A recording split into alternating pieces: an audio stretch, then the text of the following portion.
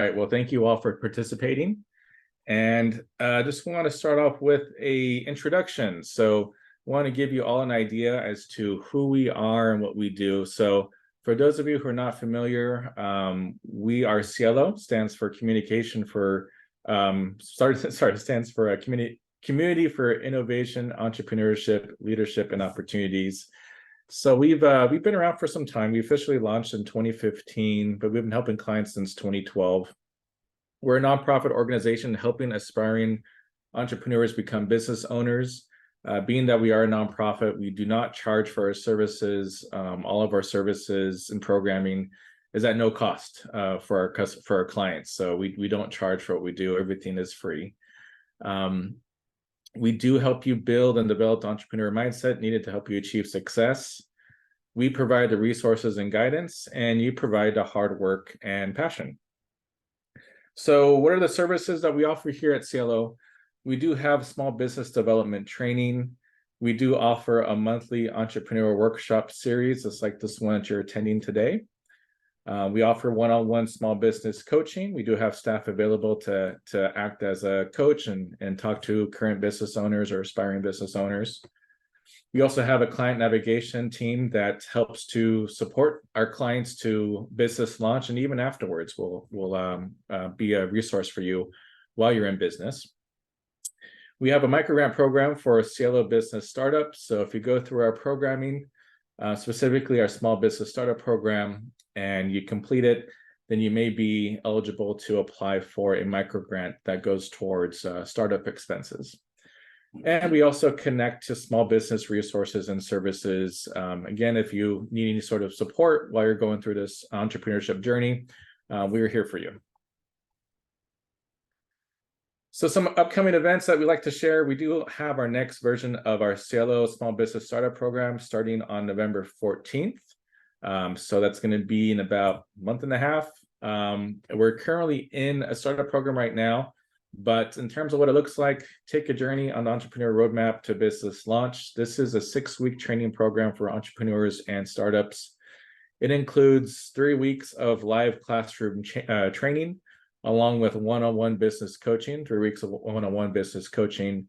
Topics include how to pick a business name, advertising on social media, introduction to business financials, and much, much more. So if you're interested in knowing more about that, feel free to visit us at our website, or you can email us at info@cielocommunity.org. So a few reminders for today's workshop. A recap will be sent to all of you who registered by email, and that's going to include a video recording of this actual workshop. Also, any sort of materials that are available, we will also share it out as well, along with the guest speaker contact information, or how you can get in contact with either guest speakers or their organization. And we always like to leave time for Q&A at the end. So if you have any questions, feel free to either ask during, you can put it into the chat, or we'll have some time designated at the end too to be able to ask some questions to our guest speaker. So today's topic is navigating stress and anxiety. So I'm very excited for today's topic. I think it's one that does not get enough attention. I'm sure all of you as entrepreneurs or being in that entrepreneur space, you're going to come across stress and anxiety. There's a lot of challenges, a lot of roadblocks. So I think this is a very important topic that we're going to be discussing today. And I'm very happy to have both Jessica and Esteban from Hoag to present on this topic. So with that said, Jessica and Esteban, I'll go ahead and pass the floor on to you. Well, thank you, Alex. Thank you, Eric. Actually, we're really, I think, grateful that we could actually be here and be able to present to all of you. My name is Esteban Juarez. I'm one of the clinical supervisors at the Melinda Hoag Smith Center for Healthy Living, and my colleague is... Hi, everyone. My name is Jessica Sanchez, and I'm a care manager at the Melinda Hoag Smith Center for Healthy Living. And today we are here to present on navigating stress and anxiety. Let me pull it up. Okay.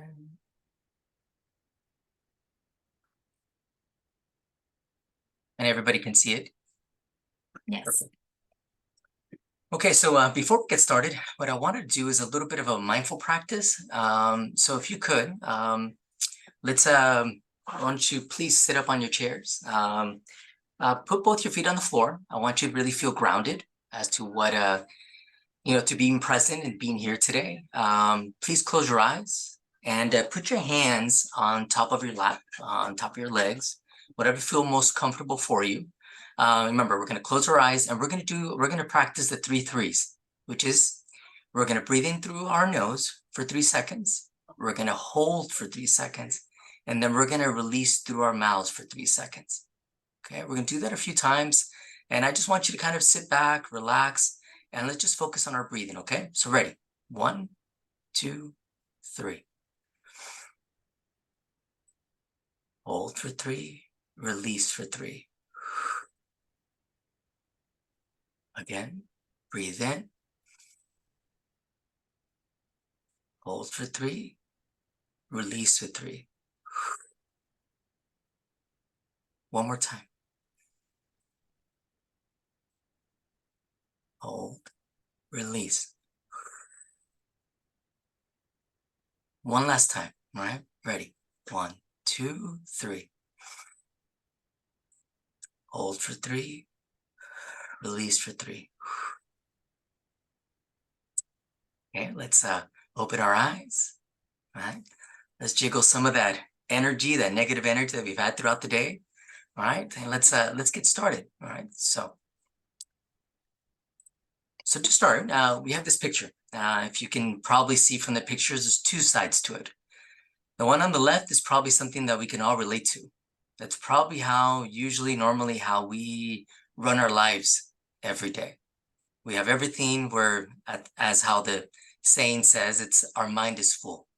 So we have a lot of things. If it's schedules, bills, family, pickup times, drop-off times, sports activities. I mean, there's a lot of things going on in our lives, right?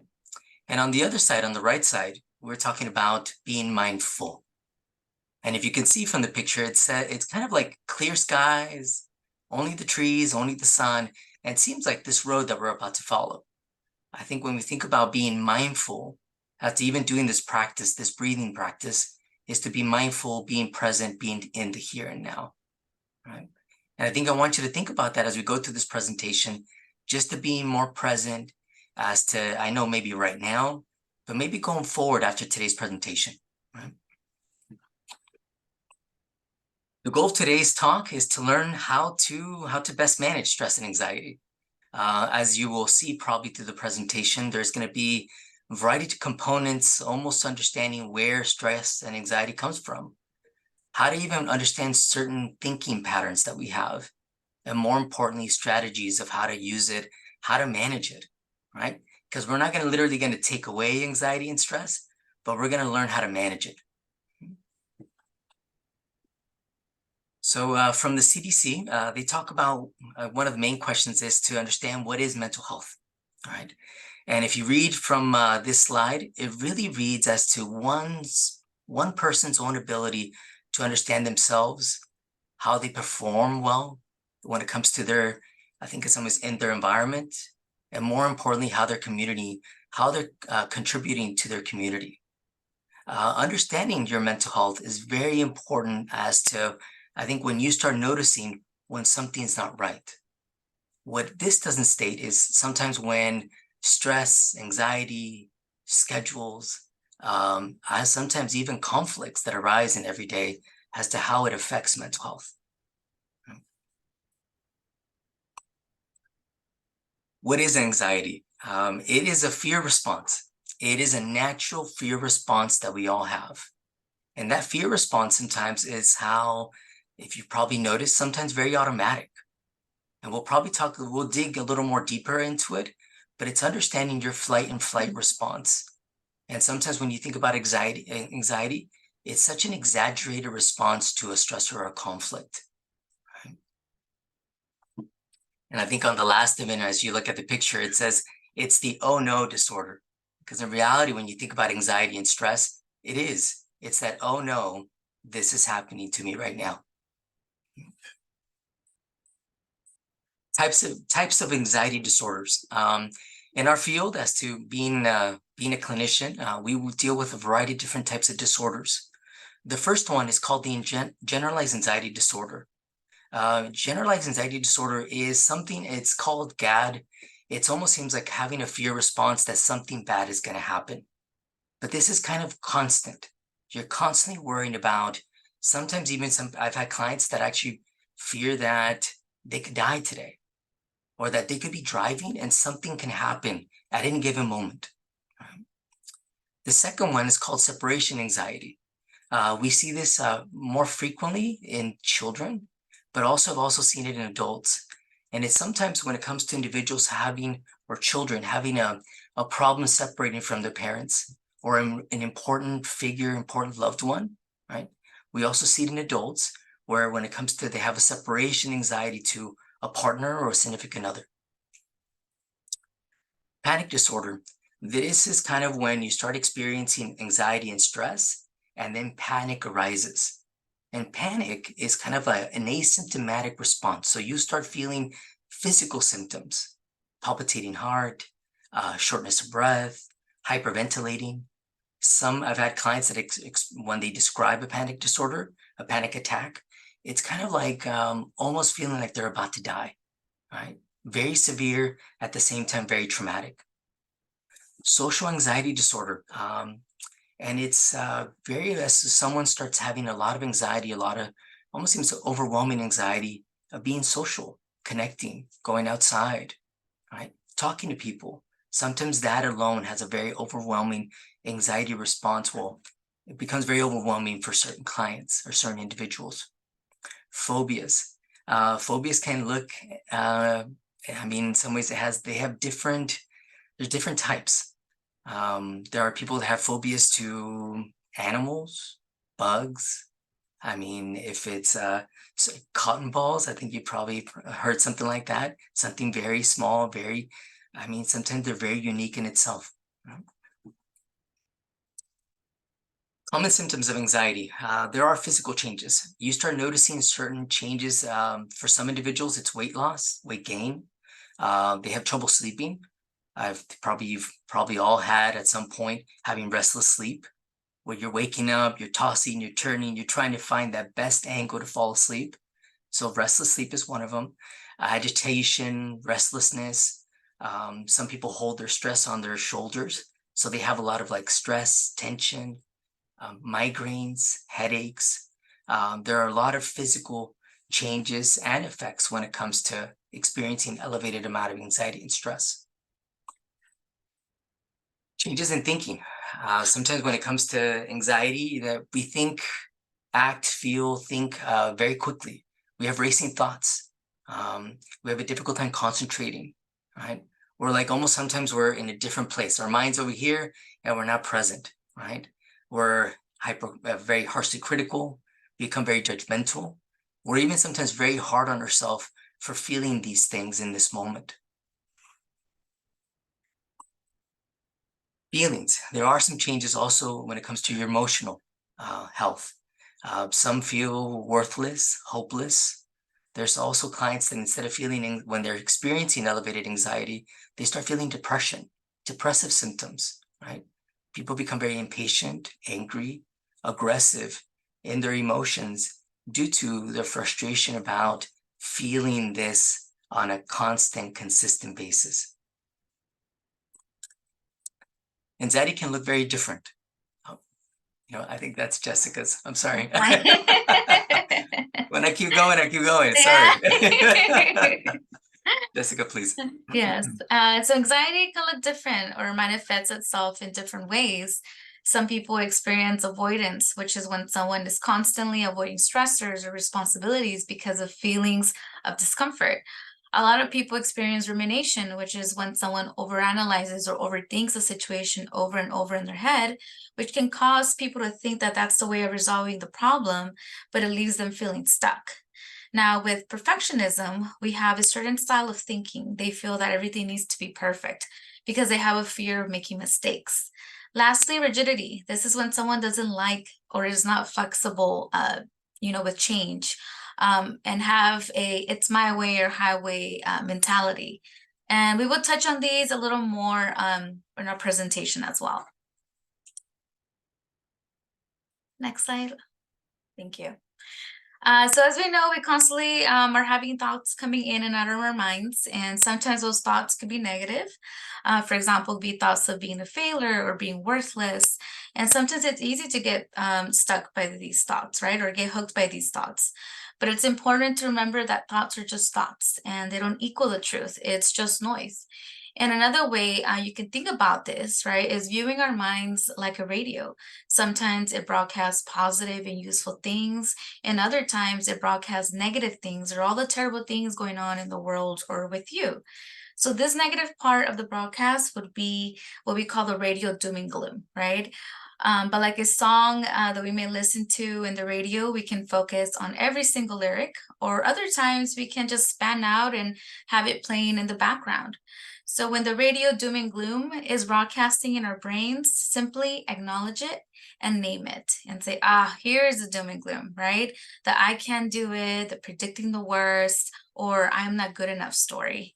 If you listen to it attentively or listen to every lyric, you start feeling sad, angry, and hopeless about the future. So the key is to learn to treat these thoughts like the radio, like music in the background.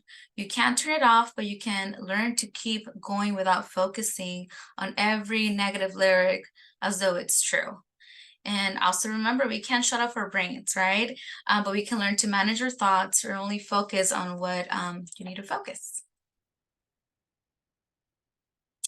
So there are many therapeutic techniques that focus on avoiding discomfort or trying to eliminate it, such as breathing your way out of worry or finding a distraction or trying not to think about it. These techniques could be helpful, but they provide more of a temporary relief rather than finding a way to deal with the discomfort. Therefore, they could increase that avoidance. So for example, adults often say, it's not working, I still feel anxious. That's because they expect to eliminate worry. And the truth is that worry will always be part of the human experience, right? And worry is uncomfortable. So the goal of therapy should be to learn to accept discomfort and increase our tolerance for discomfort. And we'll touch a little bit more about increasing our window of tolerance. So when we're feeling anxious or when we're stressing about something, we can also ruminate on the issue or play the issue over and over in our minds, right? And when you think about it, our minds, the evolutionary purpose of it is to store information. So our minds are like a library. It helps us remember details or learn from past experiences. So when we ruminate, we're stuck really in this mental loop, thinking over and over about something. So we're not problem solving in this moment. We really are just dwelling on the issue, which is not helpful, and it decreases problem solving. Also, rumination usually takes place for us at night before we're getting ready for bed. I remember I had a client who would ruminate for hours in the middle of the night, worrying about different things going on in her life. So this would keep her up at night, which would then affect her sleep. A little something fell. So this would keep her up at night, affecting her sleep, and then of course affecting her concentration the next day at work. So you can imagine she wasn't getting a good night's rest, and it was negatively impacting, right, other aspects of her life. So when you obsess on specific things or ruminate on things, you're not always allowing your mind to pivot and move on. And we will talk about rumination strategies as well later on. So like I mentioned, I wanted to talk on the window of tolerance. So this is a concept where in the window of tolerance is where we work best. This is where our bodies are in an optimal state. This is where we can access both reason and emotion and be mentally engaged. However, some people may have a short window of tolerance. So they may easily go up and be in a state of hyperarousal or in the red zone, right, during a stressful situation. So when someone's in this state of hyperarousal, they might overreact to situations or be emotionally distressed or have unclear thoughts, right? On the other hand, someone with a short window of tolerance may go down and be in a state of hypoarousal. after a stressful situation, they might become depressed, feeling lethargic, or be unmotivated or numb, right? So we want to increase our window of tolerance, right? That green zone, and in order to take on challenging moments or circumstances and avoid getting into that red zone or that gray zone so easily, right? And we can do this by learning how to manage our emotions by using coping strategies, which we'll go over in a little bit as well. So it's important to note that avoidance, increases anxiety. And for many people, when they feel uncomfortable, they start to avoid certain situations that make them feel uncomfortable, or maybe avoid situations that, have certain body sensations that make them feel uncomfortable, images, feelings, and even thoughts that may bring them discomfort. So for example, someone who's avoiding getting on planes may decide to drive most places as an alternative, which in theory sounds great, right? However, if this person loves to travel, not being able to get on a plane does limit them. So it starts creating these limitations in their life. This could be an issue, right? It wouldn't allow for someone to fully partake in all desired of traveling experiences. So many of the things that we will learn today is really taking action and be comfortable with the uncomfortable and be uncomfortable on purpose. So again, avoidance increases anxiety, action trumps anxiety, so be uncomfortable on purpose. So now we will get into patterns of thinking that are unhealthy and distorted, also known as cognitive distortions. So catastrophizing is a tendency to assume the worst case scenarios or thinking that something is worse than it really is. Even when someone who catastrophizes, right, can also take a positive moment or thing and make it into something that's negative. We also have black and white thinking. This is only when you see or accept things to be only one way.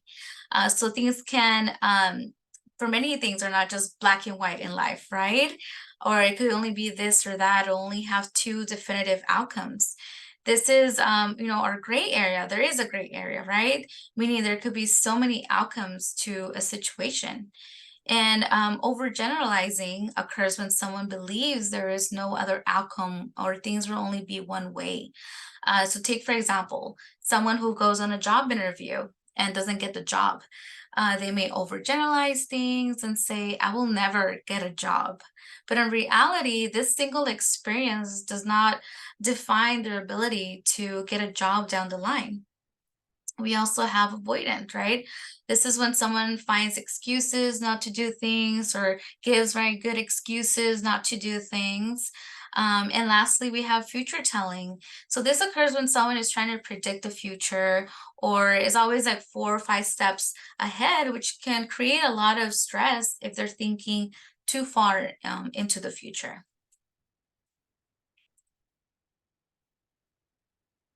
And so I know we talked a lot about how stress could be a negative thing, but stress can also be good. Stress can help us escape dangerous situations. It can help us learn new things. And stressful situations can also bring people together. We can experience stress in pleasant situations or have positive outcomes, like when you're falling in love and you feel like this tingly feeling in your stomach. This is positive stress that we're feeling, right? So when you think about this photo that we have here, you see someone's reaction to stress.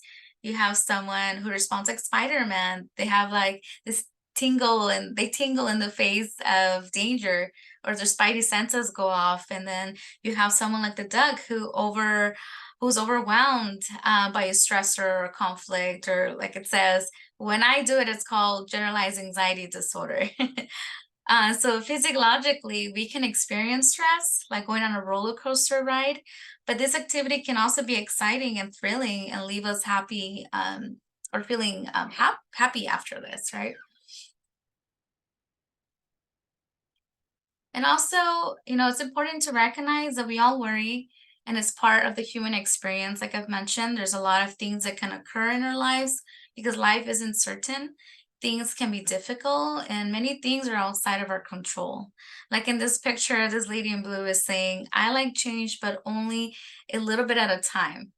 And change could be difficult. It could be uncomfortable process too, but we must remember that it's part of life. So I guess in some ways from, kind of following up on what Jess is saying is that we have to expect that we're going to worry. I mean, a new situation, let's just say a dentist appointment, going somewhere new, having a new experience. It almost seems like we're trying to really almost seems like expecting that it's going to happen.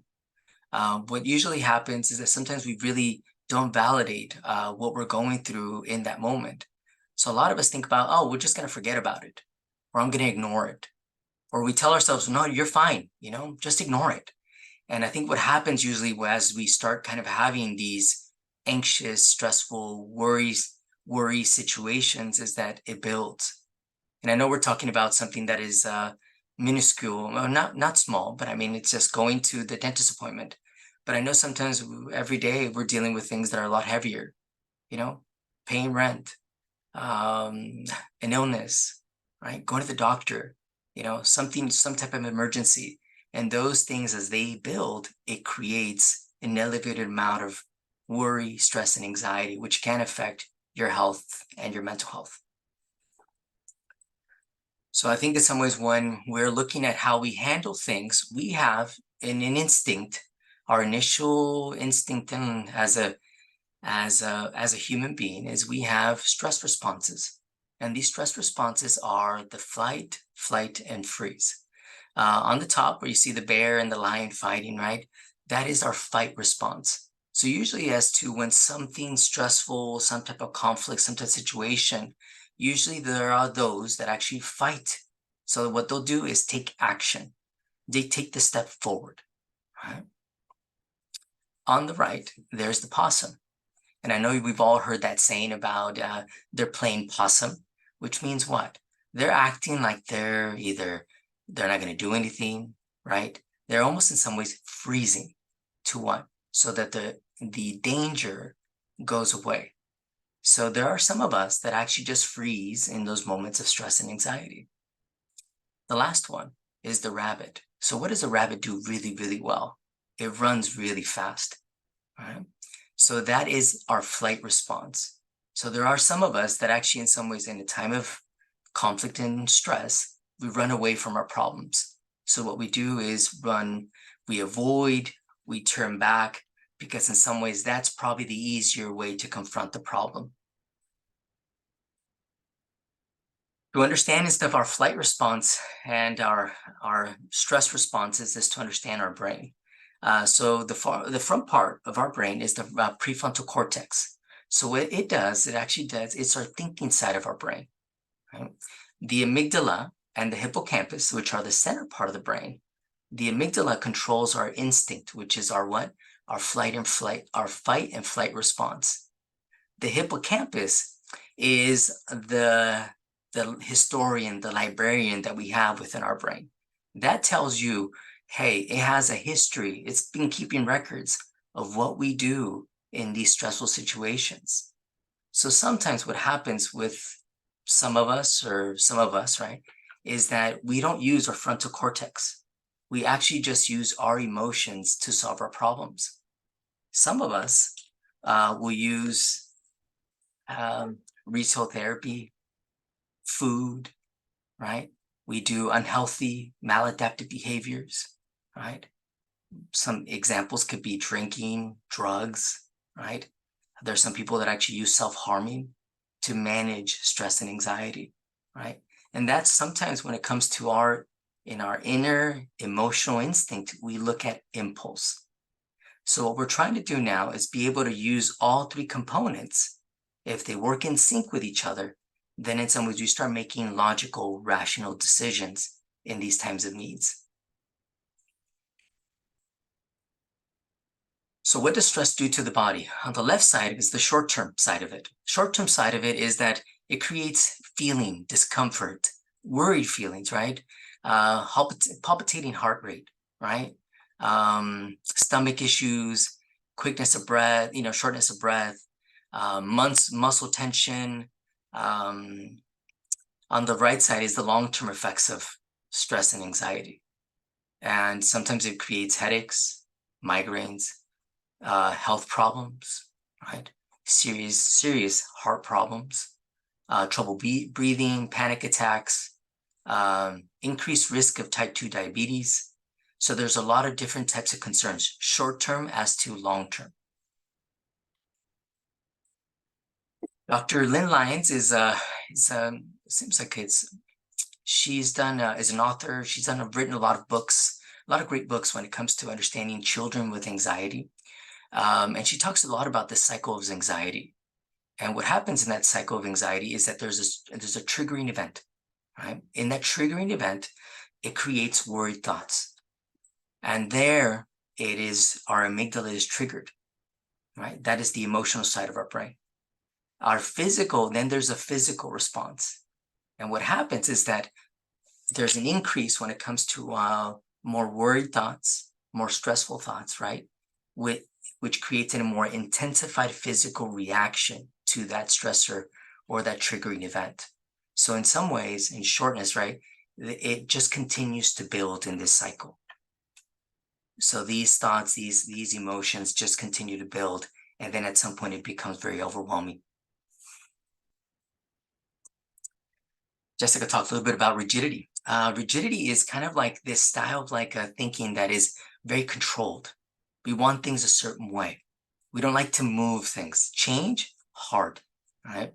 We actually almost at times, individuals that actually like to live in a box, right? And we don't move things, right?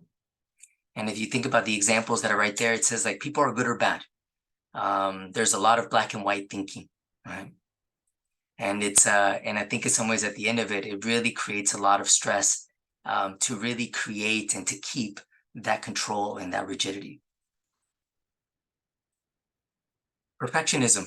If you think about perfectionism, we're something that is very, I think some of us really strive for it, want it, but at the end of it is very unattainable.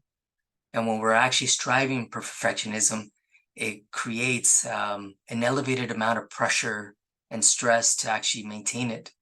The signs of it are being self-critical. We kind of give up sometimes because it's not perfect enough or it's not good enough, right? We take a lot of time on tasks or daily tasks, which I think, again, it builds that I think in some ways we don't really complete the tasks the tasks or the responsibilities that we're supposed to. So what does it mean to be mentally healthy? And in some ways, it's the way of how we handle things, finding balance, being physically active, socially, emotionally well-being. I think in some ways, one of the key words when you think about this slide is that we're always trying to find balance. That's always what we're striving for. I think in some ways we need to find what your individual balance is as to how you feel, how you take care of yourself, and how you handle everything every day in your everyday lives. And so like Esteban said, right? So how you take care of yourself is very important. We can take moments throughout our day and ask ourselves questions like, have I drank enough water? Am I hydrated?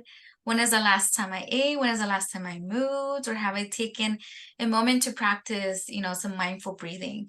What you do every day to take care of yourself really matters. We have this physical, emotional, social, and spiritual aspects of ourselves that we need to take care of, right? So taking care of our bodies could be by sleeping well, by stretching, by walking.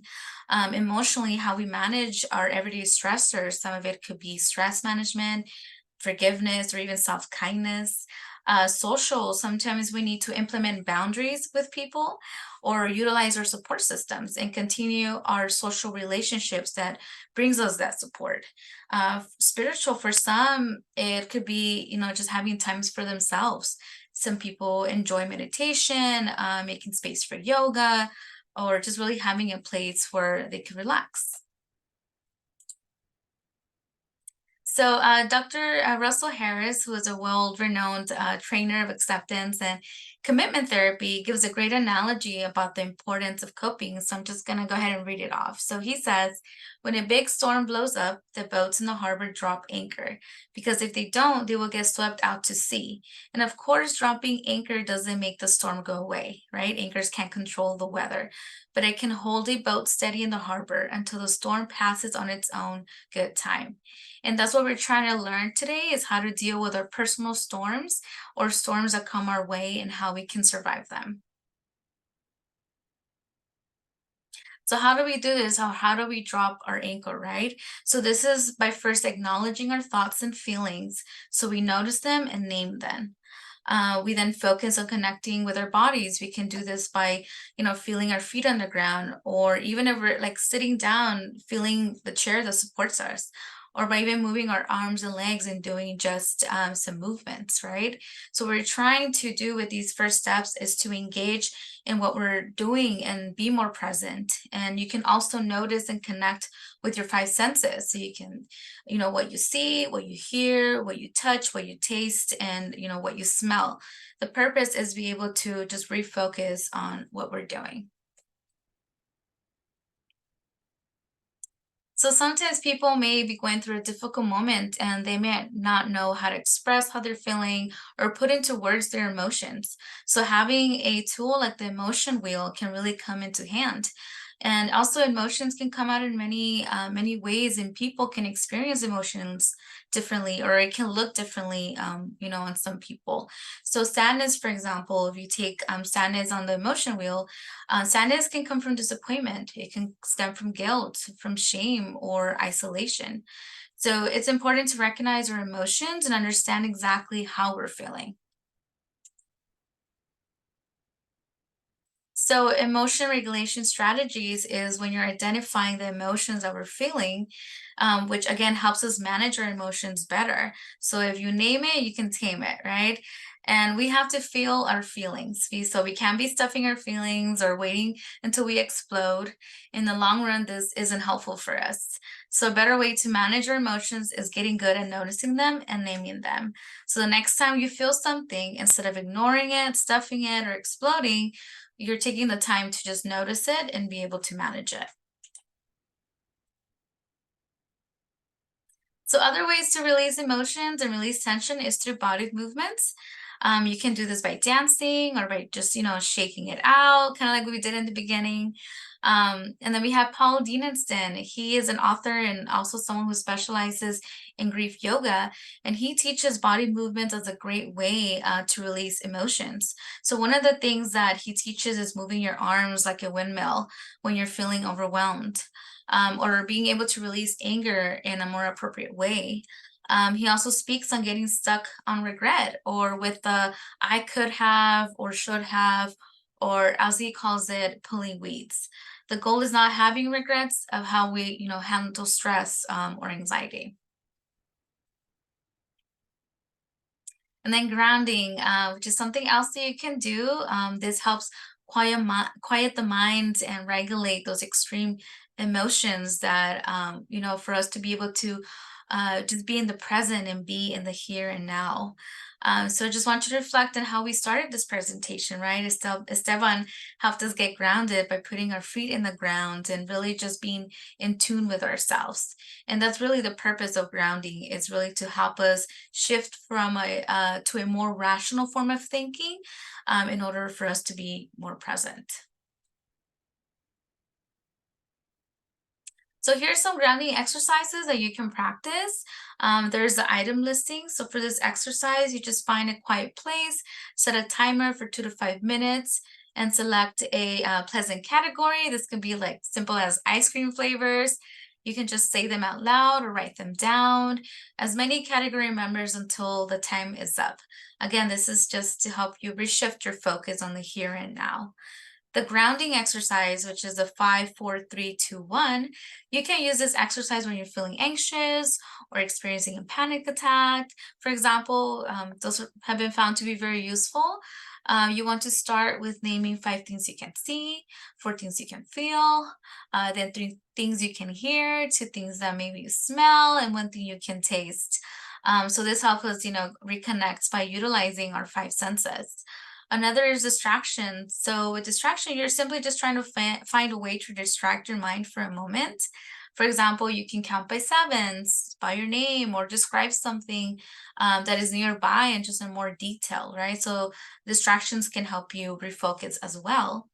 And lastly, we have our physical grounding exercises, again, like the breathing technique that we did, right? So these are just some simple exercises that you can practice on your own. So I do want to do an exercise with all of you today called tapping. So we have different pressure points all over our bodies, including our face. So if you take a picture on the screen, it's showing the different pressure points that we have on our faces. And so what we're trying to do with tapping really is tapping onto different pressure points on our bodies as a way to release stress or tension. So let's just, welcome you to just practice this together. We will be using the image as our guide. So we're just going to start off by tapping the top of our heads using like our middle fingers or whatever fingers you feel more comfortable, and just kind of work our way down. And we're just going to be doing 5 taps on each pressure. Okay, so you can begin by start doing 5 taps. Get it on top of your head. Now you can move down to the inner area of your eyebrows. You can move to the sides of your eyes, right? To the bottom of your nose. And lastly, to the bottom of your lip area. So it's pretty simple, right? So now let's practice again, but this time I want you to do something different. So like the first time, we're just gonna close your eyes. And I want you to really focus on breathing this time and not doing the 3-3-3, right, as we did in the beginning, but just notice your breathing. Okay, so again, you can close your eyes and start tapping the top of your head. Move down to the inner area where your eyebrows meet. Now move to the sides of your eyes, to the bottom of your nose. Noticing your breathing. And lastly, to the bottom of your lips. So hopefully you can feel a difference after. I know with tapping, right, it's like, oh, tapping might sound a little strange and maybe feel weird a little bit doing it, but it's a way, again, to be able to kind of release some stress and tension.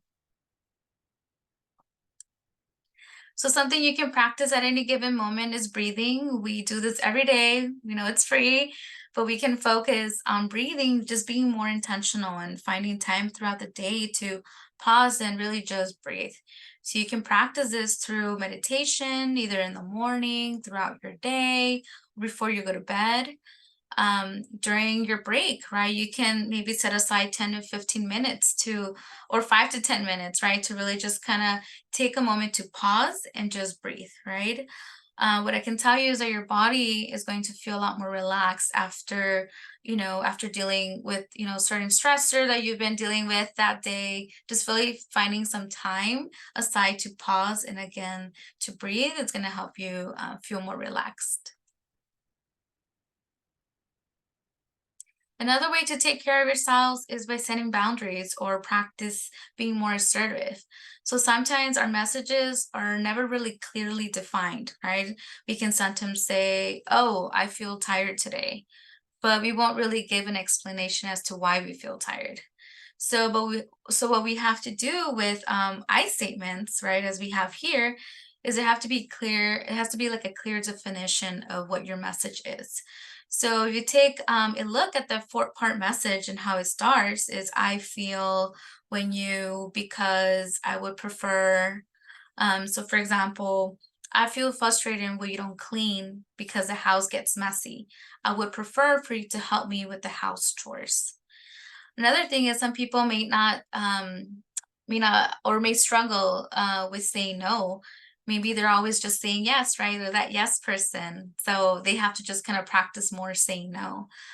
Maybe for others, it might just be a struggle asking for help, right? And again, these are just ways of how we can take care of ourselves. I guess in some ways, as we go through the presentation and we're looking at how do we change our relationship with worry, I know in some ways a lot of it is, of course, acceptance, allowing it, and now I think more importantly is how do we approach it. So worry, stress, and anxiety is, of course, we're teaching you breathing exercises and what to do in a moment of stress and anxiety. The goal is not to avoid the situation in that moment, but also is to confront it and to know how to resolve it. And I know in some ways I know it sounds really easy at times, but it really isn't. The more we practice what we're really kind of even just some of these little tools, the more you practice it, the better it's going to be, or the easier it's going to be in that moment of stress and anxiety. We're trying to teach cognitive flexibility. We're trying to change the way and stuff we look at things. Sometimes I think if it's our rigidity or perfectionistic style of looking at things, or that all or nothing style of thinking, means there is no flexibility, right? That I can't change the way I look at things. And what we're trying to give you today is that you can. You can change these things. It's just going to take a lot of practice, of course, education, practice, right? And I think like what they say, right? Practice makes perfect, right? And that's the goal, right? So I think when you think about rumination strategies, so normally, normal thoughts and thinking, we have about 60 to 70,000 thoughts a day, right? And in reality, when it comes to looking at these thoughts, 60 to 70% of these thoughts are negative throughout the day. So which means what? We're naturally negative, right?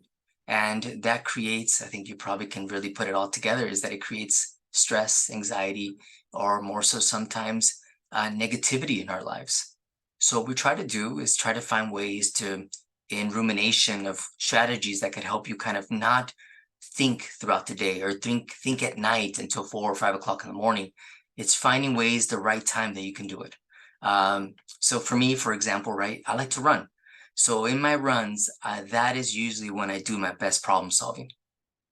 If it's a 20-minute, 30-minute, 40-minute run, I allow myself that's my moment of when I resolve what I need to resolve for today, for in that moment, or for tomorrow, right? And I think in some ways, if you could start looking at what you do and what can help you, it's finding different ways. For me, it's during running. For some of you, it could be walking, hiking, right? Some of us can actually even be talking to someone instead of actually ruminating all day, right?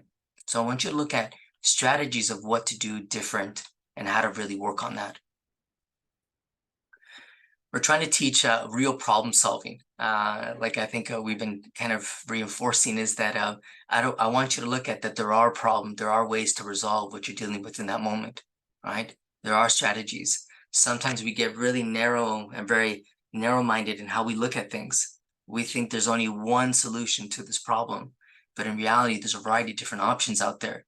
We just have to open up our eyes or looking at all the options that we have present in front of us.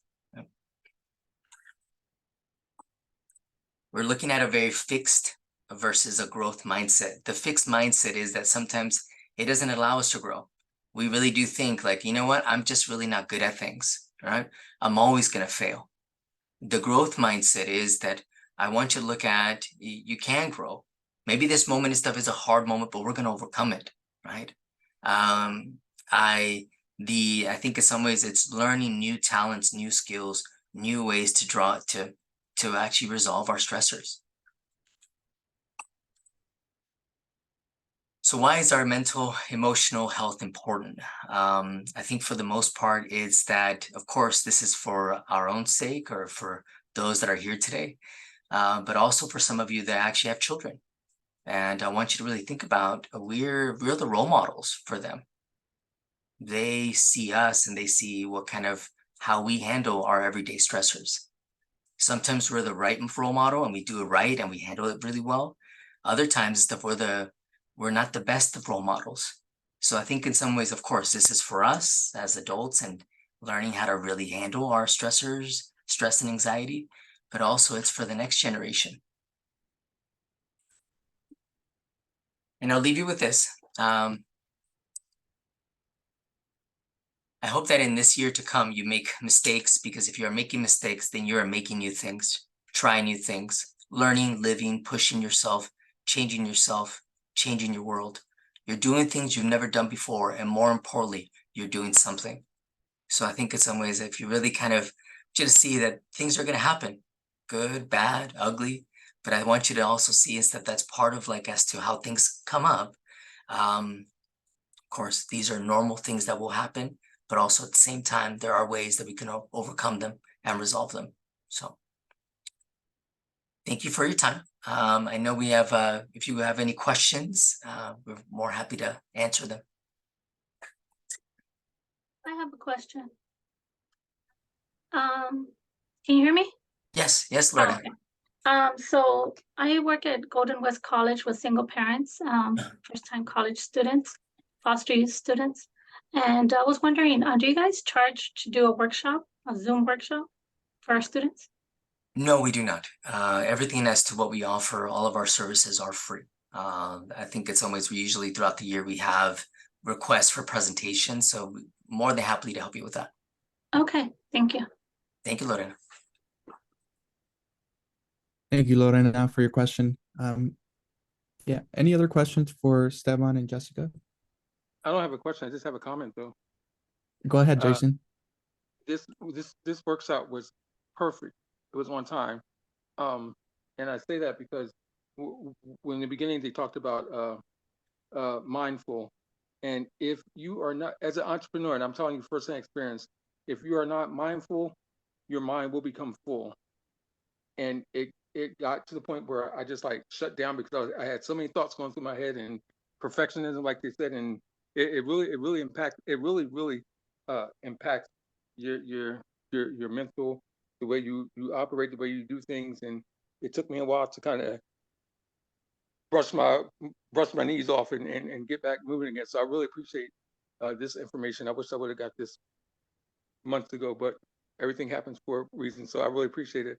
And just the importance of staying connected as an entrepreneur. It's like a cell phone. If your cell phone dies, you have to plug it into the wall, right? You have to stay plugged into the source to get more power. But if you unplug, it dies. So just being able to stay connected with whatever our support system is, that's essential. But I appreciate this workshop. It was good. Thank you, Jason. Thank you for sharing too. Thank you. Yeah. Awesome. And Dorian, I believe you have a question as well. Yeah, first of all, thank you guys so much. I really enjoyed this. I'm kind of in the same arena. So I do like sound healing and energy work. So kind of more of like a holistic modality. So this kind of falls into the umbrella of things that I do already with the community and my clients. What I really enjoyed from this presentation is that you guys actually broke down the level or tiers of anxiety. And usually when I deal with people with anxiety, I try to hub them all and figure out, okay, let me help you with that. So this was very nourishing for me to figure out, okay, how could I further separate that? My question to you guys from more of the medical standpoint is, like you mentioned, there's different kinds of like a fight or flight mode, or these types of reactions when you are in the situation. From your guys' expertise, how do you coordinate with clients or community members that know they have a problem, but they are not open to actually receiving or practicing these tools? I think one of the main things is I'm a therapist here at Hoag Hospital, and I think we really kind of look at ways of how we resolve conflict. From, let's just say, understanding anxiety and stress, we also have to learn how we resolve conflict resolution. And sometimes in these moments, when we get really overwhelmed or stressed out, we aren't rational, aren't logical. We go with the first thing that comes to our mind, which usually is emotion. And I think what I really like to work on with clients, right, is it's knowing how to resolve conflict. Sometimes even just pausing is very important and vital. Yeah, so the technique that I usually do, and maybe I'll kind of dwell on that, is we do tend to have a lot of conversation, but you know, as you probably experienced as well, there's different kinds of personalities, and some people are more, how can I say, traditional or conservative in how they would like to express themselves, if there's any words at all. So what I usually do is like I lay them down and I tell them, you don't have to say anything, just let me handle it. And they themselves, after a sound healing session, they either are crying or they themselves open up. So I found this very interesting, just to listen to how you guys tackle it versus how I'm doing it. I found it extremely nourishing. So thank you so much. Thank you, Dorian. Thank you. Thank you for sharing. Thank you, thank you, Dorian and Jason as well. Any other questions we can take on? I believe we're over time, but maybe we can take one last question. And just one last, I know we could spend hours on this, and I know in some ways it's very short. But if we're more than happy to come back again and talk, you know, a part 2 if you ever want to. So just let us know. Okay. Definitely. Awesome. Thank you. If no more questions, I'll close it off. Once again, thank you for joining us today in our workshop. Your participation has made this workshop even better. We really appreciate the engagement and openness to joining us today. A few things to remember. We'll be sending out the recording of this session along with the PowerPoint, so you can revisit these strategies and insights whenever you need them. Lastly, I would like to give a huge thank you to Esteban and Jessica for making this workshop possible and partaking in this important conversation. I myself forget sometimes to think of my mental health, and so this was the reminder for me to sometimes take a break from working all the time and really just looking at myself in the mirror and being like, okay, I need to take a break. I need to do the breathing practices and move along. But yeah, once again, thank you. This workshop was amazing. Thank you all. Thank you. And thank you for your time. Take care. Yeah. Thank you, everyone. Wishing everybody the best.